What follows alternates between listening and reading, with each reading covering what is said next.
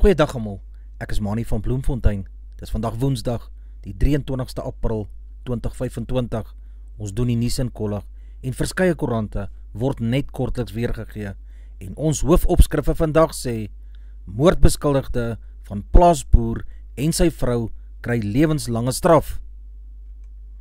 Die nuushooftrekke vir vandag lyk so: Oranje se status moet verander volgens EFF. Moordenaar van boer en sy vrou kry lank agter tralies. Taxi geweld, nog 'n verdagte in hof. Nuwe paus, dalk van Afrika se geleedere. Mense koop minder kos omdat krag duurder is. F1 Kaapstad voel hy's reg om dit aan te bied. Suid-Afrikaanse tennis se Lloyd Harris verloor in wedstryd.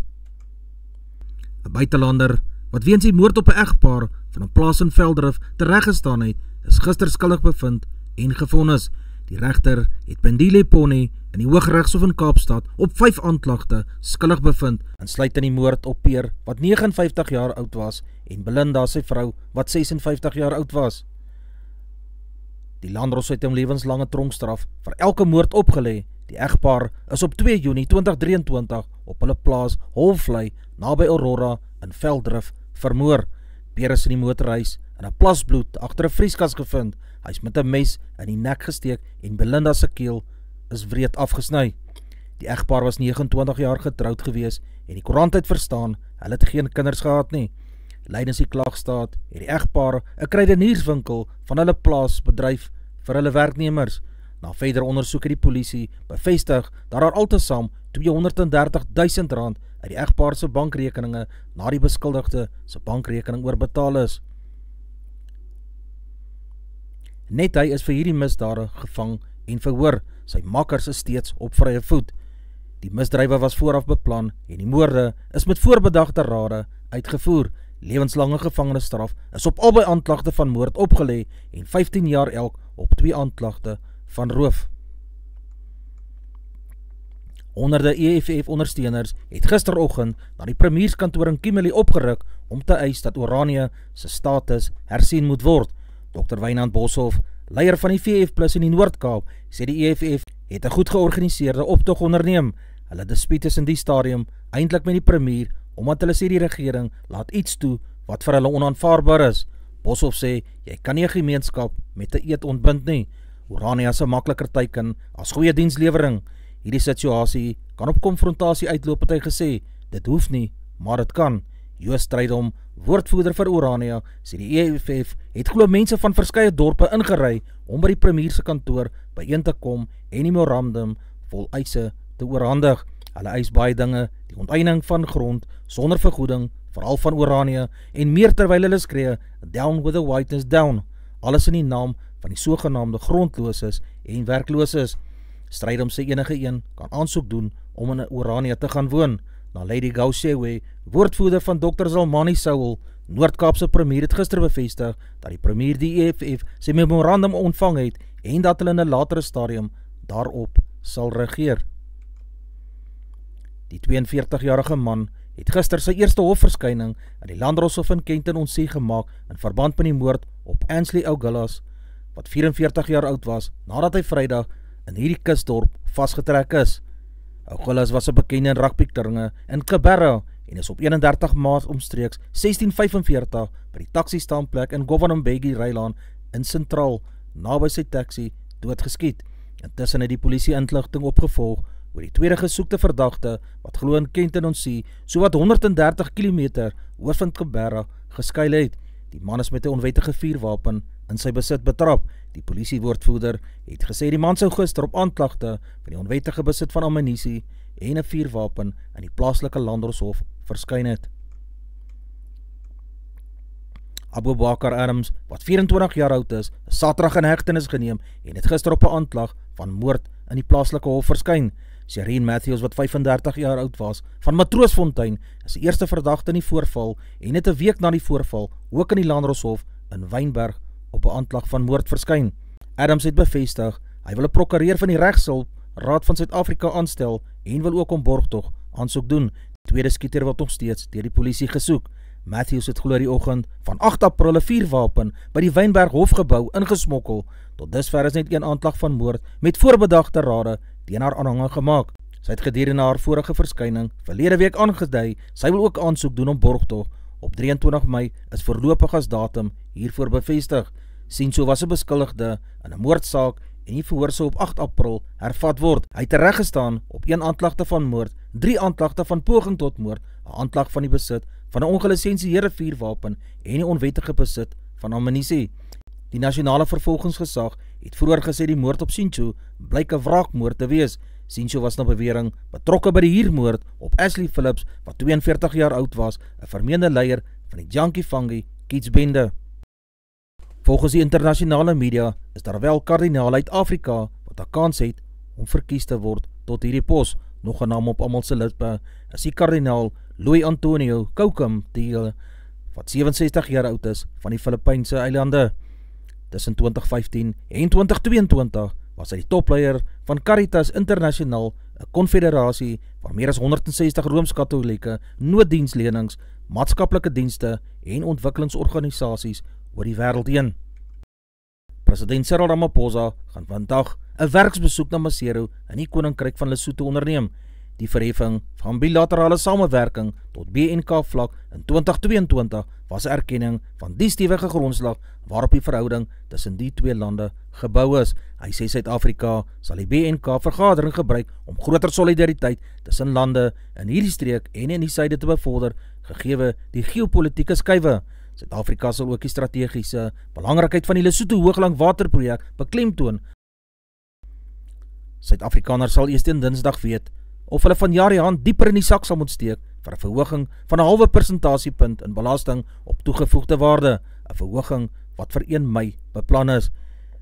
Dit is deurgevoer deur LPs van die ANC, Action SA en die EFF, wat saam 'n meerderheid in die komitee gehad het. Advokaat Melapi Selo vir Godongwana het erken dat daar misleiding was. Die DA voer aan, die proses vir die aanvaarding van die begroting was ongeldig en onwettig. Die proses het in die bindende aanbeveling ingesluit dat die nasionale tesourie binne 30 dae vanaf 1 April die BTW-styging heroorweeg en alternatiewe inkomstebronne daarvoor moet vind. Advokaat Michael Bishop het namens die DA aangevoer, die parlement het 'n voorwaardelike BTW-verhoging goedgekeur.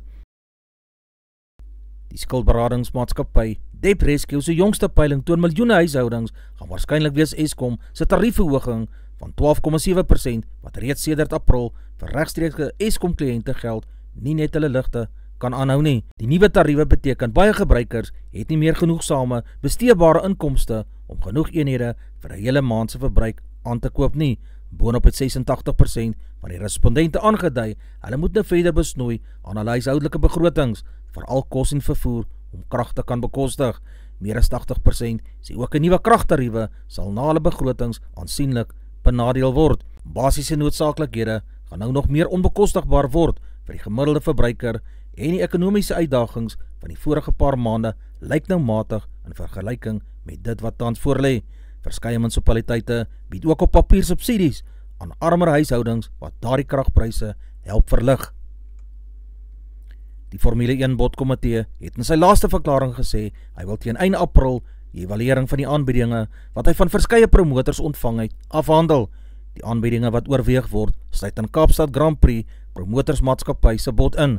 Die koerant het voorheen berig, die Formule 1 bodkomitee het 3 aanbiedinge gekry, een daarvan is moontlik ook vir die Kyalami renbaan in Johannesburg. As mense na die bodvereistes kyk, voldoen Kaapstad aan almal. Van die belangrikste vereistes Formule 1 is dat jy verblyf naby die renbaan moet hê, asook hospitale in die nabye omgewing van die renbaan. Dit sal dus 'n jaarlikse inspuiting vir die ekonomie en toerisme kan wees. Dit sal 'n fantastiese geleentheid vir Suid-Afrika wees om deel te wees van die jaarlikse Formule 1 kalender. Die Kaapstadse Grand Prix Suid-Afrikaanse promotorsmaatskappy se voorstel vir die straatren in Moederstad behels die hergebruik van baie van die bestaande infrastruktuur wat opgerig is vir die 2010 FIFA Wêreldbeker sokkertoernooi. Alle paaie wat vir die wedren gebruik sal word, sal weer geteer moet word om aan die Formule 1 se vereistes te kan voldoen, het hy gesê. Die Vrystaaters het verlede week bekend gemaak dat die Aitjie se puntemasjien, die vleuel Ntokoza Makaza, sal sy loopbaan eersdag in Bloemfontein voortsit.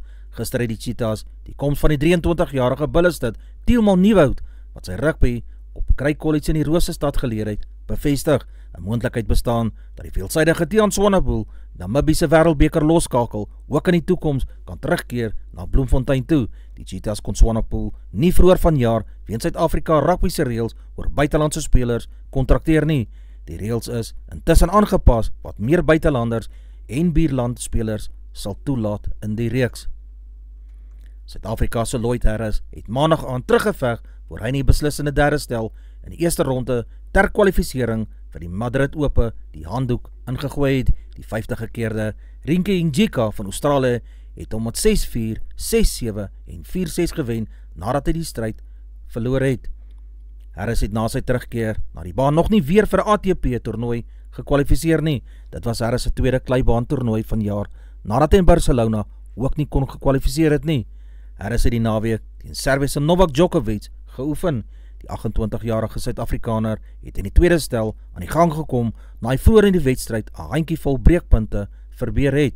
Harris, wat 166 op die wêreldranglys is, was met 3-1 voor, waarna Njika 84ste op die ranglys sake gelykop gemaak het. Suid-Afrika se onder 21 hokkiespanne het albei gister met seëges in Afrika se junior toernooi in Windhoek vir hulle onderskeie onder 21 wêreldbeker toernooie gekwalifiseer. Die voorste 3 spanne kwalifiseer om later vanjaar in die onder 21 wêreldbeker toernooi te kan deelneem. Vir die mans het Jaden Broeker en Lita Kraai gister 2 doele elk teen Egipte aangeteken. Broeker het 14 doele in 4 wedstryde aangeteken. Die mans speel in hulle laaste wedstryd teen Kenia en die vroue teen Namibië. Die eindstryde word Vrydag gespeel. Ulster op 37 punte, wat tans 3 ligapunte agter die span in die 8ste plek. Die Stormers is Bakkie Haie Saterdag in Belfast in hulle laaste tuiswedstryd van hierdie seisoen voor wegwedstryde teen Munster en Edinburgh sal geskied. Dis baie moeilik om te weet hoeveel punte jy gaan benodig om onder die voorste 8 spanne te eindig, maar 47 of 48 ligapunte sal waarskynlik voldoende wees. Of dit nou met 3 oorwinnings of met behulp van 'n paar bonuspunte is, dit gaan naalskrap wees, het die afrigter gesê. Waar die meeste van die Haie se groot kanonne weer beskikbaar sal wees, is Ulster in Dublin deur die beseringspook getuister. Benewens se plek in die uitklop rond is, wil Ulster uiteraard ook seker maak van deelname aan volgende seisoen se kampioenebekerreeks. Nie al 8 spanne wat aan die VRK kwart eindrondes haal, is verseker van hulle plekke in volgende seisoen se kampioenebeker nie. Na Saterdag aand se pykoorwinning oor Munster op Thomond Park in die VRK sal dit baie van die bulle verg om Vrydag aan in Skotland 'n soortgelyke vertoning teen die Glasgow Warriors op te lewer. Jy moet van die afskop af aangeskakel wees, want die Warriors gaan dit 'n lang dag vir jou maak as jy nie op jou beste gaan wees nie. Coetzee, wat vroeg in Mei sy 34ste verjaarsdag vier, speel van sy beste rugby nadat hy onlangs lank uit was weens harsingskudding. Ek het net weer besef hoe vinnig die spel van jou weggeneem kan word. Dit het my op 'n manier nederig gemaak en ek geniet elke minuut saam met die manne, het Coetzee aan die media gesê. Prins Abdulaziz bin Turki Al Faisal van Saudi-Arabië, sy minister van sport, het Sondag toe die media by die Formule 1 reeks sy Grand Prix in Jeddah te woord gestaan het, gesê, hierdie land wil rugby bevorder, ons stel belang in rugby en wil die spel plaaslik ontwikkel. Die koerant het verlede maand berig, Saudi-Arabië, Qatar en die VAE kan gesamentlike bod indien om hierdie toernooi in 2035 of 2039 aan te bied. Dit kan 'n nuwe model vir rugby word as Saudi-Arabië, Qatar en die VAE die toernooi saam sal kan aanbied. Die VAE is 49ste op die wêreldrugby se ranglys. Advertensie van Netwerk 24, teken in en kry verskeie tydskrifte en koerante. Advertensie van Bloemkeel for you. U kan vir Dian op Susan by 082-390-3339 kontak. Hulle sal die voertuigregistrasie namens jou behartig. Ons weerberig vir die streek lyk so vandag.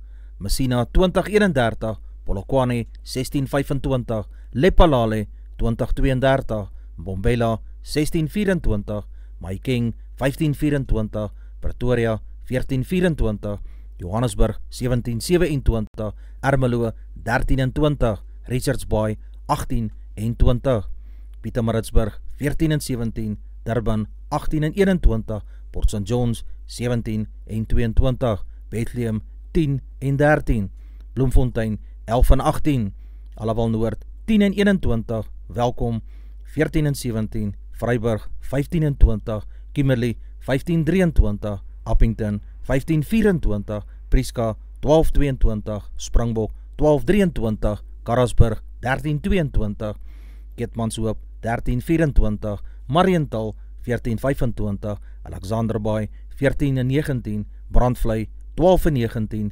Loederitsbaai 15-21, Vredendal 17-26, Kaapstad 15-20, Sutherland 7-14 in die middag, George 14-18, Jeffreys Bay 16-19, Kabarra 16-18, Graaff-Reinet 11-13, Oos-London 15-17, De Aar 11-21, Multino 9 in die oggend, 16 in die middag, Beaufort Wes 12 in die oggend, 16 grade Celsius in die middag.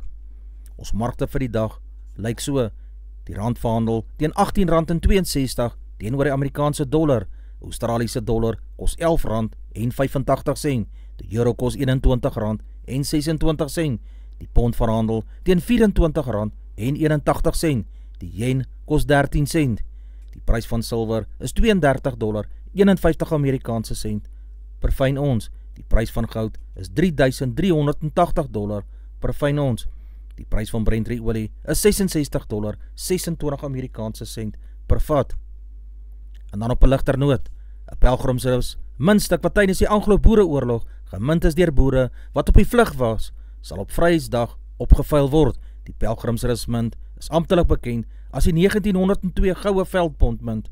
Die muntstuk is in 'n ongesirkuleerde toestand, die MS61, 'n geraamde waarde van R450.000 werd. Van die ander historiese munte wat op 27 April opgevuil word, is in 1992 1 ons kreerrand en 'n 1897 Gold Reef City Prestige Shell en 'n 1898 Sammy Marks silwer tikkie.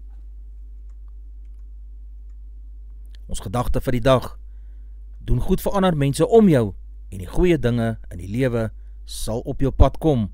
'n Lekker dag vir jou. Dis al vir vandag. Onthou om te like, deel met jou vriende en jou vriendinne en onthou om te subscribe. 'n aangename dag word vir julle toegewens.